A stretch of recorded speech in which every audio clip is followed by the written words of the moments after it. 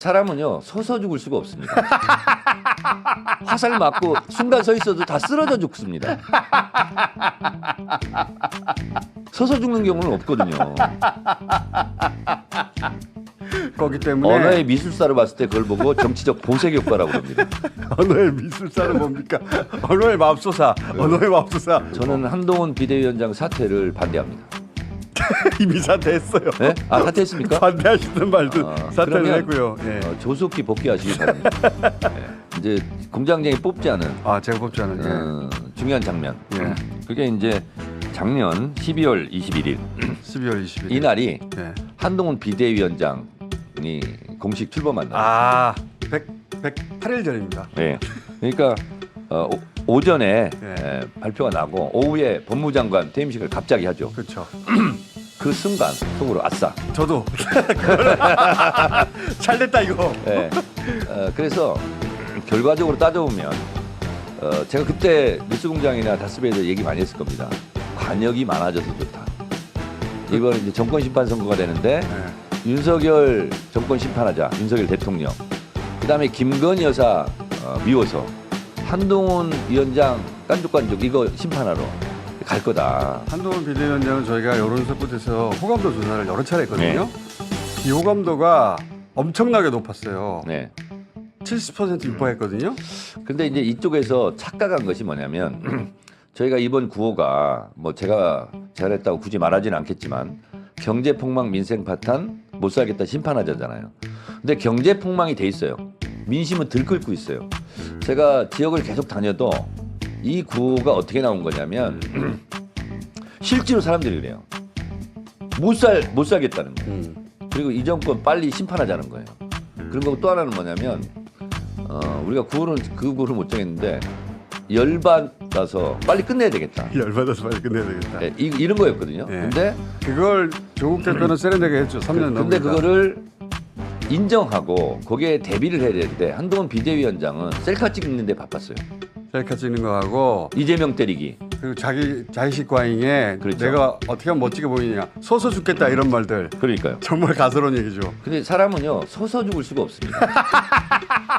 화살 맞고 순간 서 있어도 다 쓰러져 죽습니다. 서서 죽는 경우는 없거든요.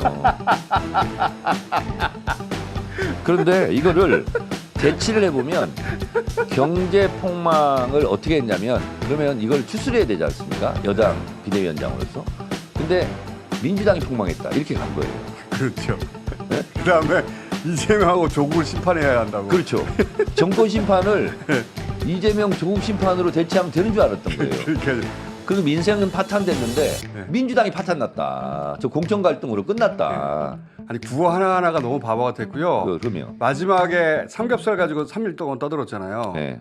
근데 그거 보면서 정말 이 사람들은 무슨 생각을 하는 사람들인가 선거를 초딩들 있잖아요. 초딩들. 초딩들 누구는 진짜. 뭐 중2병이라고 그러는데 저는 중2병이라는 게 반대합니다. 이건 초딩들이 서로 앉으려고. 그러니까 그 있잖아요. 뭐하고 똑같냐면요. 옛날에 책상에 줄 줄 그어놓고 그어놓고 너 넘어왔어 안 넘어왔어.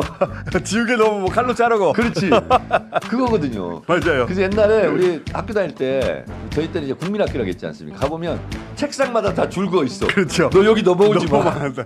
그래서 책받침 너무 뭐 칼로 잘랐어요. 한동훈 비대위원장이 그런 싸움을 했다. 저는 소고기 먹고 삼겹살 먹었다고 말하지 않겠습니다. 이게 비장한 표정으로 선거 막판에 비대위원장이 할 말입니까? 그리고 이제 예를 들면 한치 앞을 못 내다보고 이제 경험이 없으면 확실히 실수가 많지 않습니까? 그 목련꽃이 필 때 김포가 서울시가 돼 있을 거다. 그건 뉴스공장에서 이제 현실적으로 불가능하다, 물리적으로 불가능하다 얘기했지 않습니까? 근데 이제 만약에 그걸 민주당이 제기를 하면 제가 오래 핀다고 했습니까?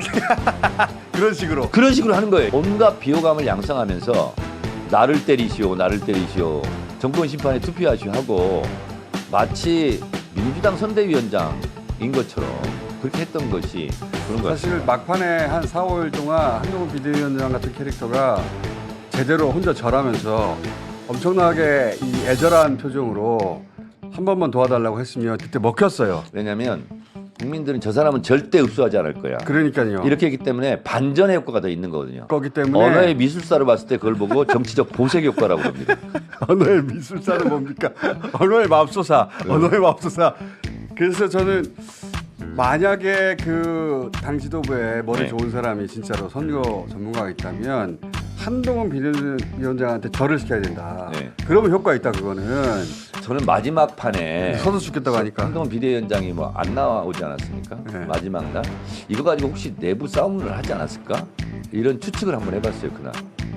마지막 날요? 네. 유세 그 마지막 거리 유세 안 하고 들어가 버린 거예요? 네, 몸이 피곤하고 뭐 건강상 이유로 안 나오지 않았습니까? 근데 혹시 그거 가지고 싸우지 않았을까? 그날 그 생각이 언뜻 들더라고요. 저는 한동훈 비대위원장 사퇴를 반대합니다. 이미 사퇴했어요. 네? 아 사퇴했습니까? 반대하시든 말든 사퇴를 그러면, 했고요. 예. 조속히 복귀하시기 바랍니다. 예. 다음 지방선거 때도 상임선대위원장 맡아서 열심히 역할을 해줬으면 좋겠어요. 안 될 것 같아요. 네? 안 될 것 같아요. 한국 비대위원장 못 돌아올 것 같아요. 윤석열 대통령하고 사이가 안 좋아졌나? 이제 대통령이 그렇게 도와서 그 자리를 가게 해줘야 하는 건데 이제 끝났죠. 만약에 한동훈 비대위원장이 여의도로 다시 못 돌아오고 정치권 복귀를 못 한다면 결국은 또 소모품으로 결과적으로 쓰인 꼴이 되겠네요. 한동훈 비대위원장은 총선 기간에 어차피 대통령하고 척지게 돼 있었기 때문에 척을 제대로 져서 네. 쫓겨나더라도 대통령을 그렇게 정면으로 들이받아서 쫓겨나는 거였으면 돌아올 수 있거든요. 네. 지금처럼 하면 쫓겨나면 죽어요. 자.